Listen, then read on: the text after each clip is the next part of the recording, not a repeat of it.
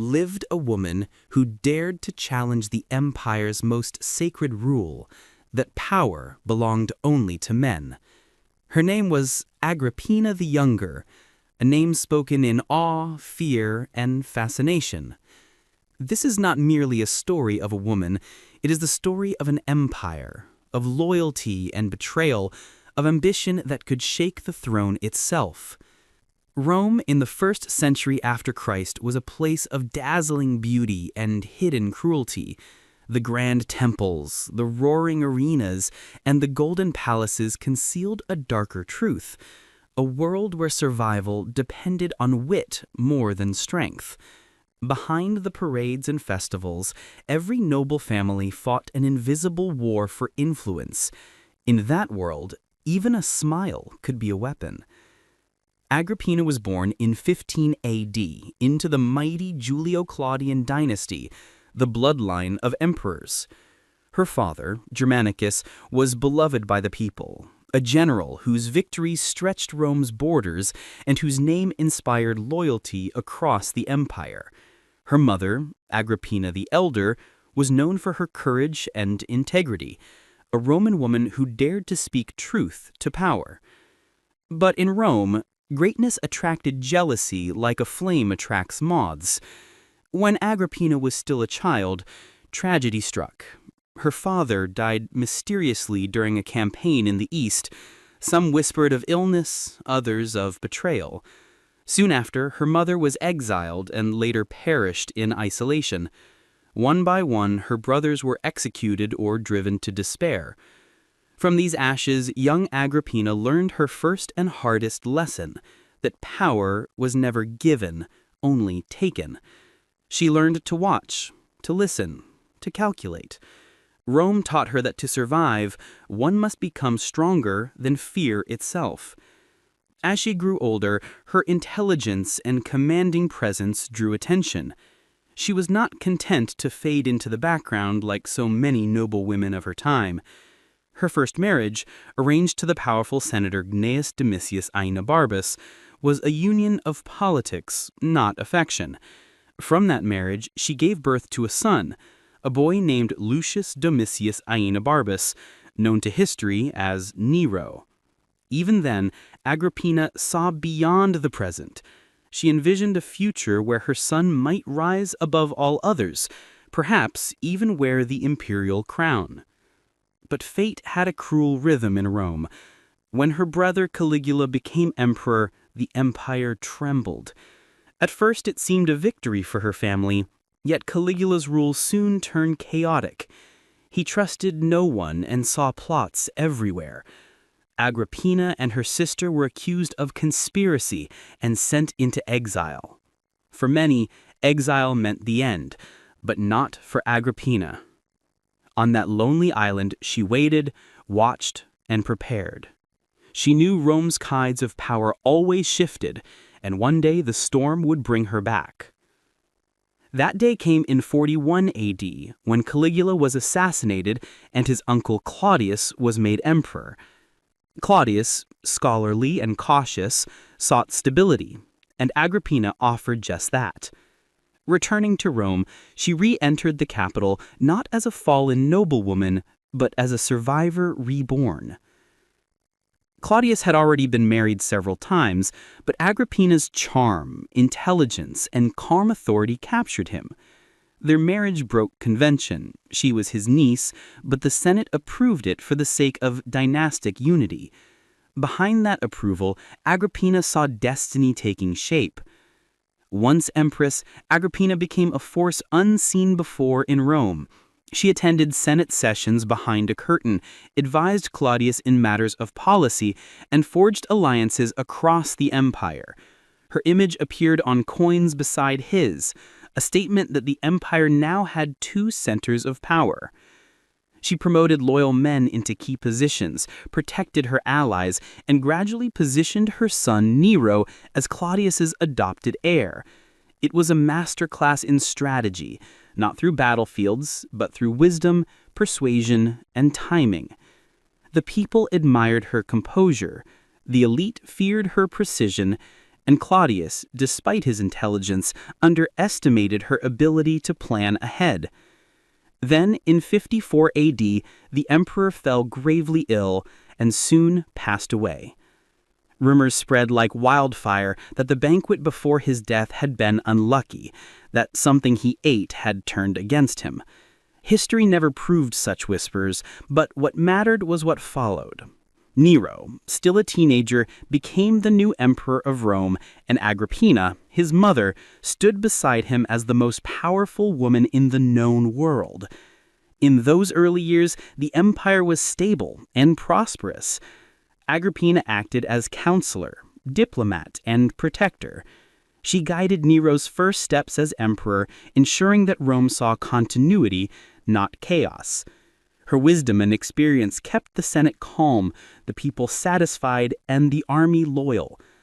But as Nero grew older, the balance began to shift. Power is a strange thing. It rarely shares the spotlight for long.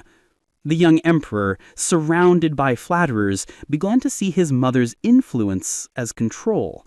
Those who sought their own place in Nero's court whispered poison into his ears, that Agrippina wanted to rule through him, that she was too strong, too visible, too proud. The bond that once united mother and son began to fracture. Agrippina, ever the strategist, tried to maintain peace, but Rome was a city that thrived on suspicion.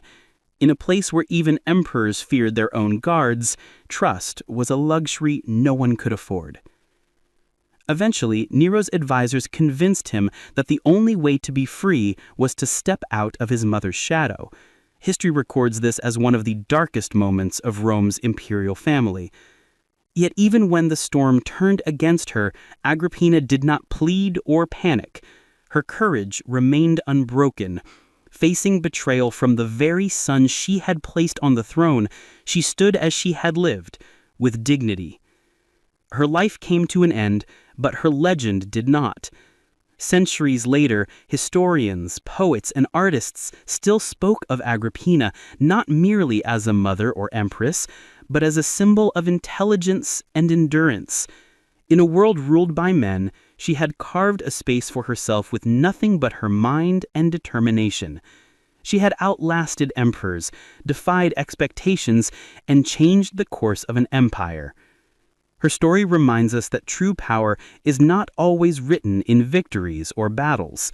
Sometimes it is written in the quiet resilience of those who refuse to surrender, no matter how the world tries to silence them.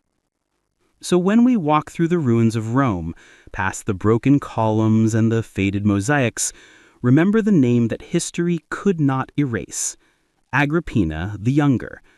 She was not perfect, nor was she innocent, but she was extraordinary, a woman who dared to rise, to lead, and to challenge the limits of her time. And that is what makes her story eternal. The relationship between Agrippina and Nero was never simple. In the beginning, she was his protector, his mentor, and his fiercest advocate. She had maneuvered him onto the throne, outwitting rivals and even orchestrating the downfall of Britannicus, Claudius's biological son and Nero's stepbrother. Agrippina's fingerprints were on every aspect of Nero's early reign, and for a while, it seemed as if she would rule Rome through her son. But the seeds of discord were already sown. Nero was young, impulsive, and eager to assert his independence. He resented the way his mother hovered over him, scrutinizing his every move, reminding him of the debt he owed her. The court, ever attuned to shifts in power, began to sense the tension. Advisors and sycophants whispered in Nero's ear, feeding his insecurities and encouraging him to break free from his mother's grasp. Agrippina, for her part, was not about to relinquish control. She had sacrificed too much, risked everything to see her son become emperor. She expected loyalty, gratitude, and above all, obedience. But Nero was not the pliant child she remembered. He was now the most powerful man in the world, and he wanted everyone, including his mother, to remember it. The first cracks appeared in their relationship over matters of the heart. Nero fell in love with a freedwoman named Acte, a liaison Agrippina vehemently opposed. She saw Acte as a threat, a distraction, and a symbol of Nero's growing defiance. Agrippina tried to intervene, confronting her son and attempting to have Acte banished from court, but Nero stood his ground, and for the first time Agrippina realized that her influence was waning. The court became a battleground, with factions forming around mother and son. Some senators and courtiers, wary of Agrippina's power, aligned themselves with Nero, hoping to curry favor with the young emperor. Others, loyal to Agrippina or fearful of her wrath, continued to support her. The palace was filled with intrigue, gossip, and the ever-present threat of betrayal. Nero, emboldened by his supporters, began to assert himself more forcefully. He dismissed some of Agrippina's closest allies, replacing them with men loyal to him. He even limited her access to the imperial treasury, curtailing her ability to reward friends and punish enemies. He even ordered the construction of a separate residence for her, physically distancing himself from her influence. But Agrippina, however, was not so easily sidelined. She responded with a campaign of her own, leveraging her connections and her formidable reputation. She made public appearances, reminding the people of Rome of her lineage and her role in securing Nero's throne. She cultivated alliances with powerful senators and generals, making it clear that she was still a force to be reckoned with. The tension between mother and son reached a boiling point when Nero began an affair with Poppaea Sabina, a woman as ambitious and cunning as Agrippina herself. Poppaea saw Agrippina as an obstacle to her own rise and encouraged Nero to sever ties with his mother once and for all. The stage was set for a deadly confrontation. Rumors swirled through Rome that Agrippina was plotting to replace Nero with Britannicus, or perhaps with another member of the imperial family. Whether these rumors were true or merely the product of palace intrigue, they gave Nero the justification he needed to begin plotting his mother's downfall. The first attempt on Agrippina's life was almost farcical in its execution. Nero arranged for a specially designed boat to collapse and sink while Agrippina was on board, hoping to make her death look like an accident. But Agrippina, ever resourceful, managed to swim to shore, surviving the assassination attempt and returning to Rome with her legend only enhanced. The failure of the plot only heightened the sense of danger. Agrippina knew that her son would not stop until she was dead. She fortified her household, surrounded herself with loyal guards, and sent messages to her allies warning them of the emperor's intentions. But in the end, even Agrippina's formidable will could not save her. Nero, desperate and increasingly paranoid, resorted to more direct methods. He sent assassins to her villa under the cover of night. According to some accounts, Agrippina faced her killers with defiance, baring her body and commanding them to strike the womb that had given birth to such a monster. Her death was brutal, but her legend was sealed. The news of Agrippina's murder sent shockwaves through Rome. Some celebrated the end of her reign, relieved to see the last obstacle to Nero's absolute power removed. Others mourned her passing, recognizing the void she left behind. For Nero, the deed brought neither peace nor security. If anything, it marked the beginning of his own descent into madness and tyranny. Agrippina's life and death became the stuff of legend, her story retold by historians, poets, and playwrights for centuries to come. She was vilified as a schemer, a poisoner, a woman who would stop at nothing to achieve her goals. But she was also admired for her intelligence, her courage, and her refusal to accept the limitations imposed on her by a patriarchal society. In the end, Agrippina's legacy is one of contradiction. She was both a victim and a villain, a mother and a monster, a woman who dared to seize power in a world that was not ready for her. Her rise and fall serve as a cautionary tale, a reminder that in Rome, as in life, the line between triumph and tragedy is perilously thin. In the aftermath of Agrippina's death, Rome was a city on edge. The whispers in the Senate grew louder, and the people in the streets watched Nero with a mixture of awe and fear. The murder of his own mother was a line few had dared to cross, even in the blood-soaked annals of Roman history. For some, it was proof of Nero's ruthlessness. For others, it was a sign that the empire itself was teetering on the brink of chaos. But to truly understand the impact of Agrippina's life and death, we must look beyond the palace walls and into the heart of Roman society. Agrippina had not only shaped the fate of emperors, she had challenged the very foundations of Roman power. In a world where women were expected to be silent, she had spoken. In a society that demanded obedience, she had commanded. Her presence forced Rome to confront uncomfortable questions about gender, authority, and the nature of ambition. The Roman elite, steeped in tradition, viewed Agrippina's rise with suspicion and alarm. They saw her as an aberration, a dangerous precedent that threatened the established order. The Senate, already weakened by years of imperial overreach, found itself sidelined by a woman who wielded influence with a deftness that few men could match. Some senators tried to resist, but most simply adapted, learning to navigate the new reality that Agrippina had created. For the women of Rome, Agrippina was both an inspiration and a warning. She had shown that it was possible to break free from the constraints of gender, to seize power and shape destiny. But her fate also served as a grim reminder of the dangers that awaited those who dared to defy the status quo. The message was clear. In Rome, ambition was a double-edged sword, and those who reached too high risked losing everything. Agrippina's story also reveals the complexities of family and loyalty in the Roman world. The Julio-Claudian dynasty was built on a web of alliances, marriages, and betrayals. Blood ties were both a source of strength and a potential liability. Agrippina understood this better than anyone. She used her family connections to advance her own interests, but she was also betrayed by those closest to her. Her relationship with Nero in particular was a study of contrasts, love and resentment, trust and suspicion, unity and division. Historians have long debated Agrippina's motives and methods. Was she a power-hungry schemer willing to do anything to achieve her goals?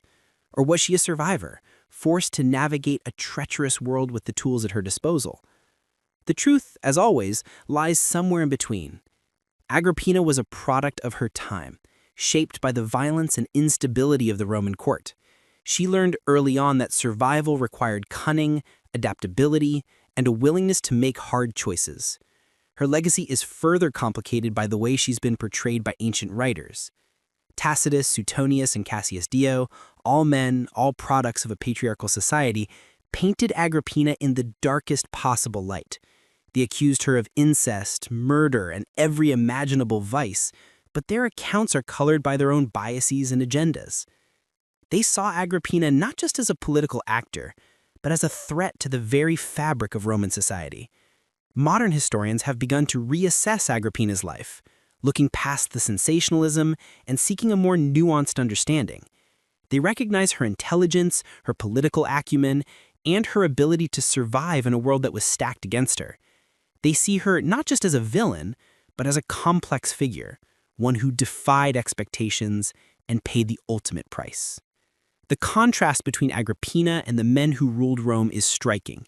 While emperors like Tiberius, Caligula, Claudius, and Nero are remembered for their excesses and cruelties, Agrippina is often singled out for her ambition. Yet in many ways, she was no different from her male counterparts. She played the same game, followed the same rules, and faced the same dangers. The only difference was that she did so as a woman, in a society that refused to accept her as an equal. This double standard is evident in the way her story has been told and retold over the centuries. Agrippina's actions were judged more harshly, her motives questioned more deeply, her successes attributed to manipulation rather than merit. But the very fact that she was able to rise so high, in spite of these obstacles, is a testament to her extraordinary abilities. In the end, Agrippina's fall was as dramatic as her rise. Her death marks the end of an era, a brief moment when a woman had stood at the center of Roman power. But her influence did not disappear with her gone. The lessons she taught, the alliances she forged, and the enemies she made continued to shape the empire long after she was gone. Nero, freed from his mother's shadow, embarked on a reign that would become infamous for its cruelty and excess. But even as he descended into madness, he could not escape Agrippina's legacy. The memory of her strength, her cunning, and her ambition haunted him, a constant reminder of the price of power. For Rome, the story of Agrippina the Younger became a cautionary tale, a warning about the dangers of unchecked ambition, but also a testament to the possibilities of defiance. She remains one of the most fascinating and controversial figures in Roman history, a woman who dared to challenge the gods and paid the price. The echoes of Agrippina's life reverberated through the marble halls of Rome long after her death. Her story was retold in hushed tones at banquets, in the private chambers of senators, and in the bustling marketplaces where rumors traveled faster than the Tiber's current. The city, always hungry for scandal, could not let go of the woman who had defied every expectation, who had bent the rules of the world to her will, and who had ultimately paid the highest price for her ambition. But what was it about Agrippina that made her so dangerous in the eyes of her contemporaries? Was it her intelligence, her beauty, her lineage, or was it something deeper, something that threatened the very foundations of Roman society? To answer this, we must look at the unique blend of qualities that set Agrippina apart from her peers. First, there was her bloodline. As the daughter of Germanicus and Agrippina the Elder, she was a direct descendant of Augustus, the first emperor of Rome. This connection gave her a legitimacy that few could challenge. In a society obsessed with ancestry and tradition, Agrippina's heritage was both a shield and a weapon. She wielded it skillfully, reminding her rivals that she was not just a woman of ambition, but a woman of destiny. Second, there was her intellect. Agrippina was a master strategist, able to read a room, anticipate threats, and turn setbacks into opportunities. She understood the intricacies of Roman politics better than most men, and she was unafraid to use her knowledge to her advantage. Whether negotiating alliances, orchestrating marriages, or outmaneuvering enemies, Agrippina was always several steps ahead. Third, there was her charisma. Agrippina knew how to command attention, how to inspire loyalty, and how to instill fear. She could be charming or ruthless, warm or icy, depending on what the situation required. Those who met her rarely forgot the experience. Even her enemies grudgingly acknowledge her presence, her force of will, and her ability to bend others to her cause. But perhaps most dangerous of all was Agrippina's refusal to accept the limitations imposed upon her by her gender. In a world where women were expected to be silent, she spoke. In a society that demanded obedience, she commanded. She did not wait for permission. She took what she believed was hers by right. This defiance, more than anything else, made her a target. The contrast between Agrippina and the women around her was stark. Most Roman women, even those of noble birth, lived lives defined by the men in their families, fathers, brothers, husbands, and sons. Their roles were circumscribed, their ambitions limited to the domestic sphere. Agrippina shattered these boundaries, stepping into the public arena and claiming a place at the center of power. This audacity inspired both admiration and fear. Some saw her as a trailblazer, a woman who had shown what was possible. Others saw her as a cautionary tale, a warning of what could happen when women overstepped their bounds. The stories told about Agrippina, her supposed crimes, her alleged affairs, her rumored use of poison, were as much about policing the boundaries of acceptable behavior as they were about recounting historical fact. Yet, for all her power, Agrippina was never truly secure. The very qualities that made her formidable also made her vulnerable. Her intelligence was seen as cunning, her ambition as unnatural, her influence as dangerous. She was constantly forced to prove herself, to defend her position, to outmaneuver those who sought to bring her down. Every victory was temporary, every alliance fragile, every moment of triumph shadowed by the threat of betrayal. This precariousness was not unique to Agrippina. It was the reality of life at the top in ancient Rome. a world where fortunes could change in an instant, where friends became enemies overnight, and where the line between power and peril was razor thin. But for Agrippina, the stakes were even higher. As a woman, she had fewer allies, more enemies, and almost no margin for error. Her story is a study in contrasts. She was both a product of her time and a force that transcended it. She played by the rules of the game, but she also rewrote them. She was both revered and reviled, both a mother and a monster, both a victim and a villain. The contradictions that defined her life are what make her story so compelling and so enduring. Even after her death, Agrippina's influence lingered. The policies she had shaped, the alliances she had forged, and the enemies she had made continued to affect the course of Roman history. Nero, haunted by the memory of his mother, became increasingly erratic and paranoid, lashing out at real and imagined threats. The empire, already unstable, began to unravel, setting the stage for a period of chaos and civil war. Historians, both ancient and modern, have struggled to make sense of Agrippina's legacy. Was she a hero or a villain, a feminist icon or a cautionary tale? The truth is that she was all of these things and more. Her life defies easy categorization, challenging us to rethink our assumptions about power, gender, and history. In the centuries since her death, Agrippina has been the subject of countless books, plays, and films. Each retelling adds new layers to her story, reflecting the concerns and values of the time. She has been portrayed as a scheming seductress, a ruthless killer, a loving mother, and a tragic figure undone by her own ambition. The real Agrippina, like all great historical figures, remains elusive, a mystery that continues to fascinate and provoke. What is certain is that Agrippina the Younger changed the course of Roman history. She forced the empire to confront questions it would have preferred to ignore. She showed that power could be seized, not just inherited. She proved that women, too, could shape the destiny of nations, and in doing so, she left a mark on Rome that would never be erased. As the years passed, the legend of Agrippina only grew. Her name became a byword for ambition, cunning, and danger, a warning whispered to daughters, and a challenge muttered by those who dared to dream beyond their station. But the true measure of her impact was not just in the stories told about her, but in the changes she set in motion within the Roman world.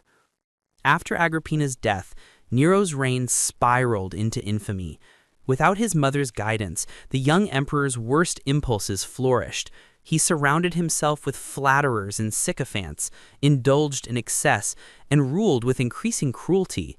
The Senate, once cowed by Agrippina's presence, found itself powerless to check Nero's descent. The people of Rome, who had once looked to the imperial family for stability, now watched in horror as the empire lurched from scandal to disaster. Yet, even as Nero's reputation darkened, the shadow of Agrippina loomed over his every decision. He could not escape the legacy of the woman who had made him emperor. Her influence was felt in the policies he enacted, the enemies he targeted, and the paranoia that consumed him. Nero's attempts to erase her memory, destroying her statues, forbidding her name to be spoken, only served to make her more powerful in death than she had ever been in life. The contrast between Agrippina's calculated ambition and Nero's reckless excess could not have been starker. Where she had been strategic, he was impulsive. Where she had built alliances, he sowed discord. Where she had sought to strengthen the empire, he seemed determined to tear it apart. The difference was not just one of personality, but of vision. Agrippina had understood the delicate balance required to maintain power in Rome. Nero, blinded by his own desires, shattered that balance. The consequences were swift and severe. Nero's reign saw a series of revolts, conspiracies, and assassinations. The empire's borders were threatened, its finances depleted, and its people demoralized. The Senate, once again emboldened by the weakness of the emperor, began to plot his downfall.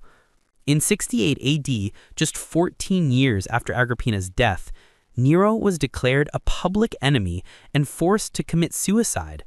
With his death, the Julio-Claudian dynasty came to an end, a dynasty that Agrippina had done so much to shape and sustain. But the end of Nero was not the end of Agrippina's story. In the years that followed, Rome was plunged into chaos. Rival claimants to the throne battled for supremacy, and the empire teetered on the brink of collapse. Through it all, the memory of Agrippina persisted, a reminder of what had been lost and of the dangers and possibilities that came with power. Agrippina's life offers a window into the complexities of Roman society. She was both a product and a critic of her world, using its rules to her advantage while also exposing its flaws. Her rise to power was made possible by the very structures that sought to keep women in their place. Her fall was a testament to the limits of those structures and to the dangers faced by anyone, man or woman, who dared to challenge them. The lessons of Agrippina's life are as relevant today as they were 2,000 years ago. Her story is a reminder that power is never given. It is taken, seized, and defended. It is a reminder that those who break the rules are often punished but also remembered. And it is a reminder that history is shaped not just by the victors, but by those who refuse to be forgotten. In the centuries after her death, Agrippina's reputation was shaped and reshaped by those who wrote about her.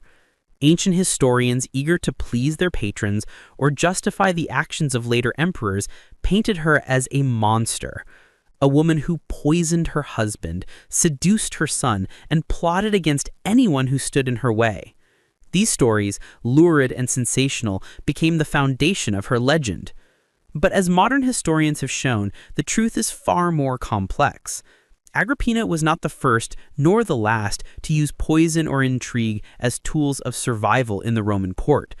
She was not the only one to place family above all else, or to see power as a means of protection. What set her apart was her refusal to accept the limitations imposed on her by her gender, and her willingness to fight for her place in a world that was determined to keep her out. The contrast between Agrippina and her male counterparts is instructive. Men who engaged in the same behaviors, plotting, scheming, even killing, were often celebrated as strong leaders or shrewd politicians. Women, by contrast, were condemned as unnatural, dangerous, or evil. Agrippina's story forces us to confront these double standards and to question the narratives that have shaped our understanding of history. Her life also challenges us to think about the nature of ambition. Was Agrippina driven by a desire for power or by a need to protect herself and her family? Was she a villain or a victim of circumstance?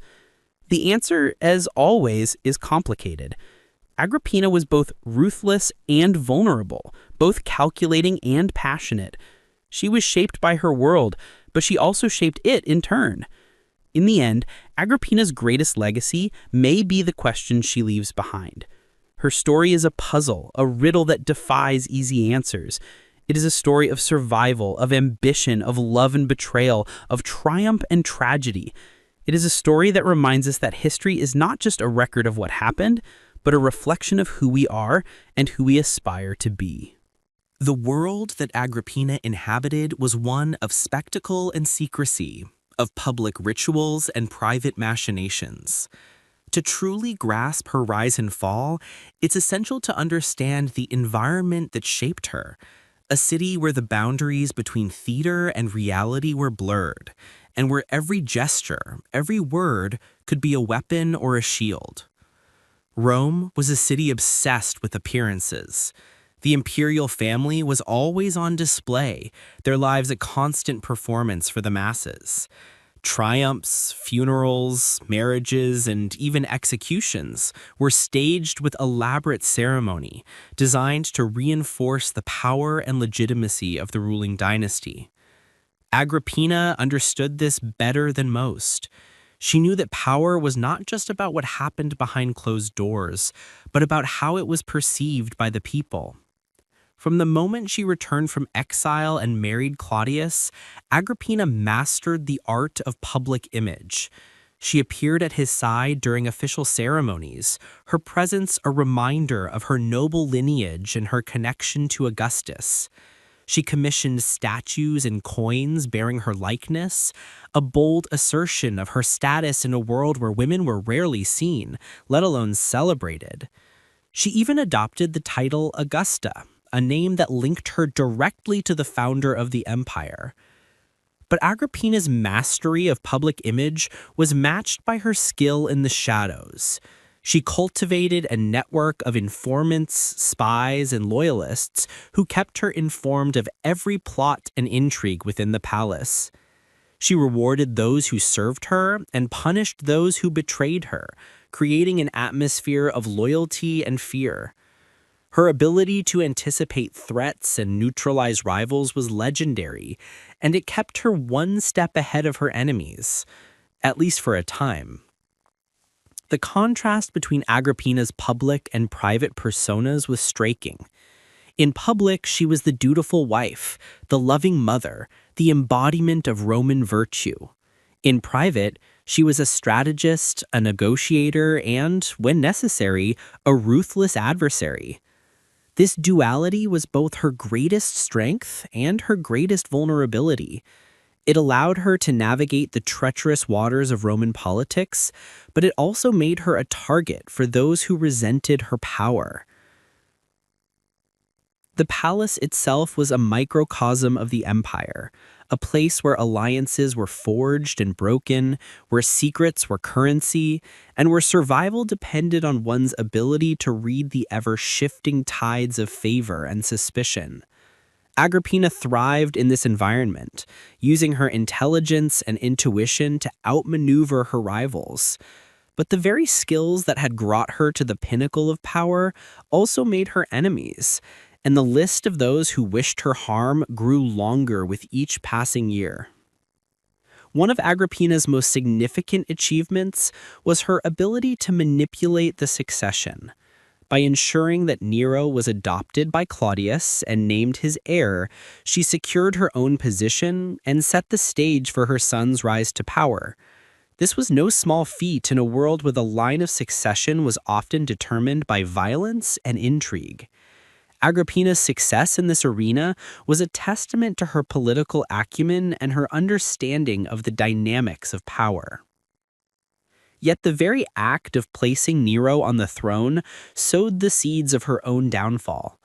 As Nero grew older and more independent, he began to chafe under Agrippina's influence. The court, always eager to align itself with the rising star, shifted its loyalties accordingly. Agrippina found herself increasingly isolated, her power eroded by the very forces she had unleashed. The relationship between Agrippina and Nero is one of the most complex and tragic in Roman history. It was a bond forged in ambition and broken by betrayal. Agrippina had devoted her life to securing Nero's future, but in the end, it was Nero who orchestrated her death. The irony was not lost on those who witnessed the drama unfold. The woman who had outmaneuvered emperors and survived exile was ultimately undone by her own son. The aftermath of Agrippina's death was a study in contrasts. On one hand, her enemies rejoiced, believing that the last obstacle to Nero's absolute power had been removed. On the other hand, her absence left a void that could not be filled. Nero, freed from his mother's guidance, descended into paranoia and excess, his reign marked by cruelty and instability. The empire, deprived of one of its most capable leaders, began to unravel. Agrippina's story is a reminder of the fragility of power. No matter how skillful, how intelligent, or how ruthless, no one is immune to the forces of change. The very qualities that make a person successful can also lead to their undoing. In Agrippina's case, her ambition, her intelligence, and her refusal to accept the limitations of her gender brought her to the heights of power, but they also made her a target for those who feared and envied her. The lessons of Agrippina's life are as relevant now as they were in ancient Rome. Her story challenges us to think about the nature of power, the role of women in society, and the ways in which history is shaped by those who dared to defy convention. It is a story of triumph and tragedy, of courage and betrayal, of a woman who refused to be defined by the world around her. As we look back on Agrippina's life, we are left with more questions than answers. Was she a hero or a villain? A victim or a perpetrator? The truth, as always, is complicated. What is certain is that Agrippina the Younger was one of the most remarkable figures in Roman history, a woman who dared to dream, dared to fight, and dared to rule. The story of Agrippina the Younger is not just a tale of personal ambition and family drama. It is also a mirror reflecting the broader currents of Roman society.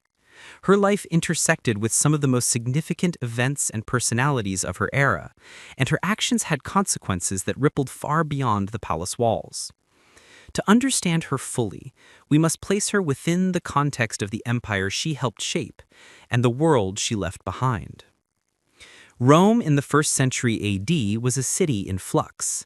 The old republican values of duty, honor, and service were giving way to a new reality, one defined by imperial power, personal loyalty, and the relentless pursuit of advantage.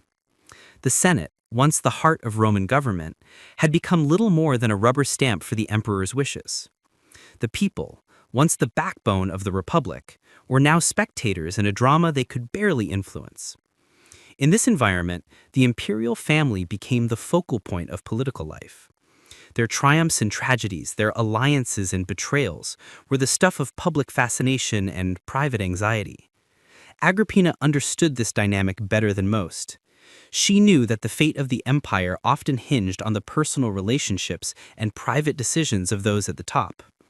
She used this knowledge to her advantage, forging alliances, manipulating rivals, and positioning herself at the center of power.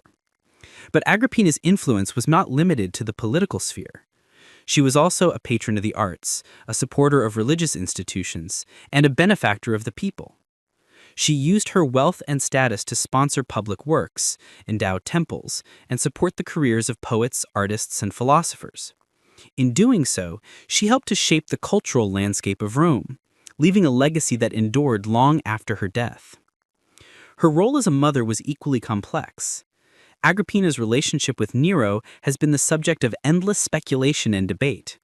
Some have portrayed her as a controlling and manipulative parent, others as a devoted and self-sacrificing mother.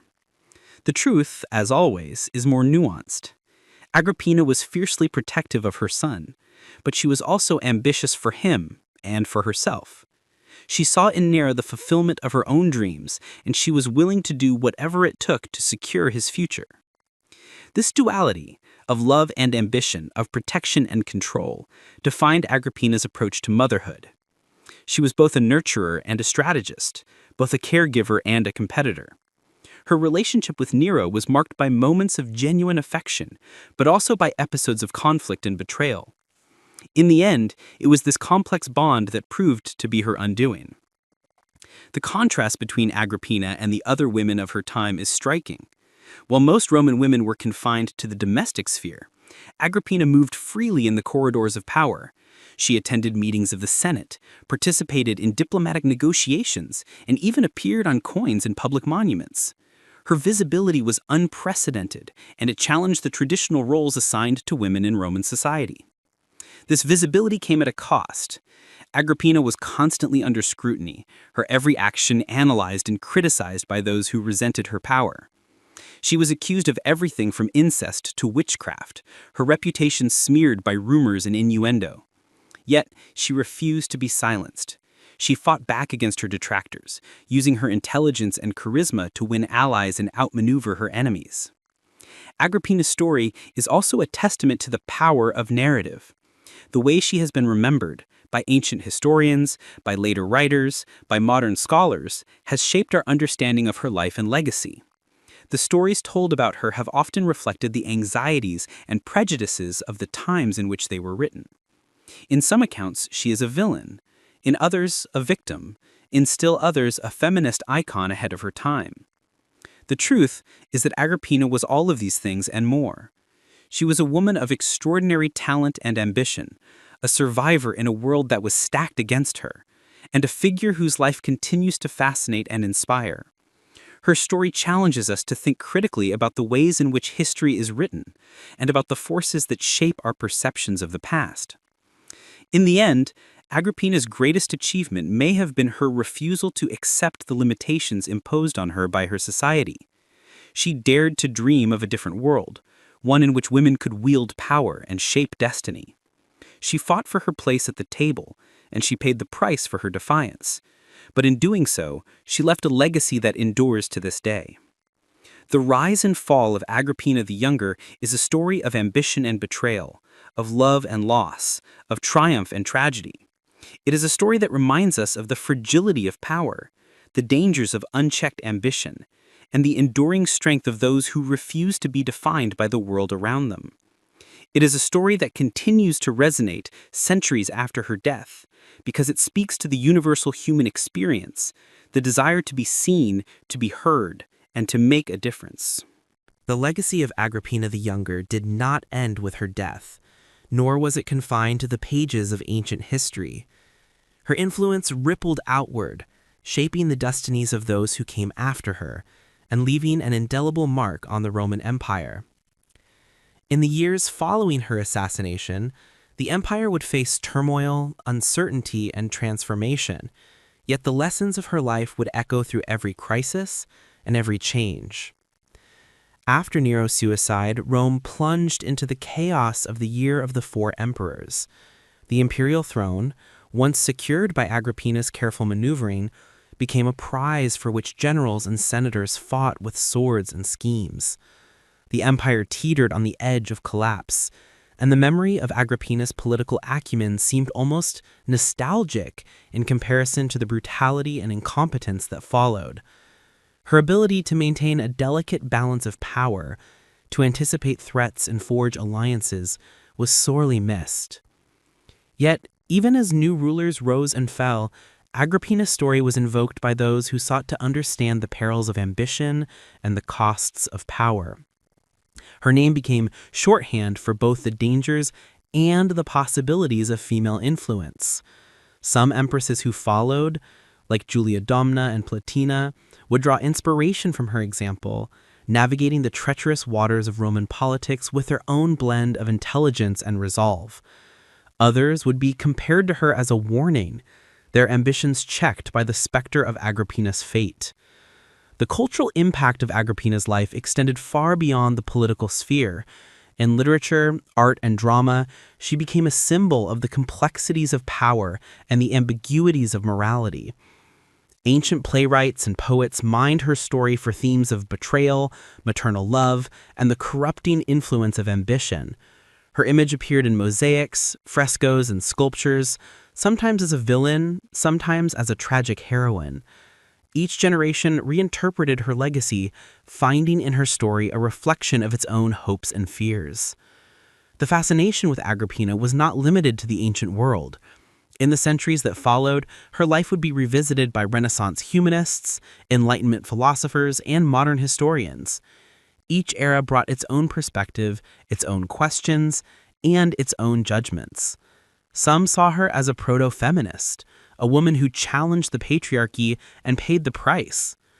Others saw her as a cautionary tale, a warning against the dangers of unchecked ambition and the perils of overreaching.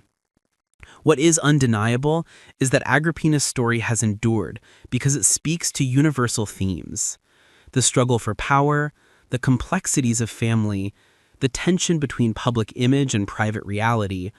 Her life invites us to consider the ways in which individuals can shape history, and the ways in which history, in turn, shapes individuals. It challenges us to look beyond the surface, to question the narratives we inherit, and to seek out the truths that lie beneath. The contrast between Agrippina's world and our own is striking, yet the parallels are equally compelling.